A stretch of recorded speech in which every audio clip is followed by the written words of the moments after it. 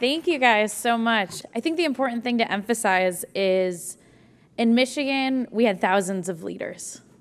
We had thousands of people who decided to spend their Sundays talking about civics instead of sleeping in, just like all of you guys are today. I would have been in a Facebook group alone if other people hadn't stepped up and said, you know what, I can do something. And I think that's the really important thing. It took at least 425,000 people being bothered to stop on the sidewalk to talk about stuff. It took 2.5 million people actually showing up to that ballot box to vote yes. And I think the really cool thing about being in this room, and it's something that as I've had to embrace leadership, because I didn't want to lead at first, is that we in this room see the vision. We see that there's a path forward, that even though there's lots of things that should make us feel hopeless, there are tangible things we can each do. And so many people are angry and don't feel hope and don't feel like they can do anything about these huge issues, yet they are impacted by the system failing every single day. One of the other main reasons besides Thanksgiving dinner I started this is we had the Flint water crisis in Michigan, where because local control was taken away from a government, there are now children and families who will be poisoned for generations. And that was government failure with a bunch of people pointing fingers at who to blame instead of government leadership.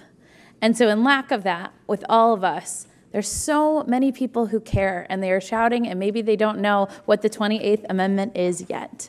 Maybe they aren't sure what all of that can mean, but all of us in this room hold the responsibility to invite them in, to put out our Facebook posts, to put out our conversation, to listen, to hear those concerns and frustrations that we also share, and then help other people envision what they can do one step at a time that's going to lead to that greater actual change.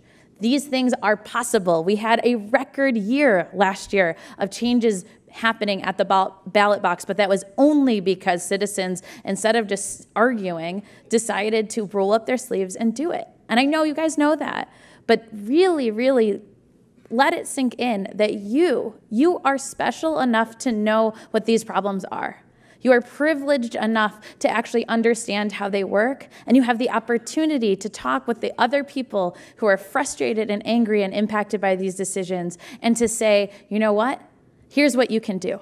Here's what I'm going to do. Here's what other people can do. It's not about having the silver bullet answer. It's not about one policy being absolutely better than the other. It is about deciding as one people, the American people, to take progress together. And I hope, and I'm so honored for this award, and I can't thank you guys enough. And I just hope that all of you guys recognize that you also deserve to be up here as citizen leaders, that each of us get to. So thank you.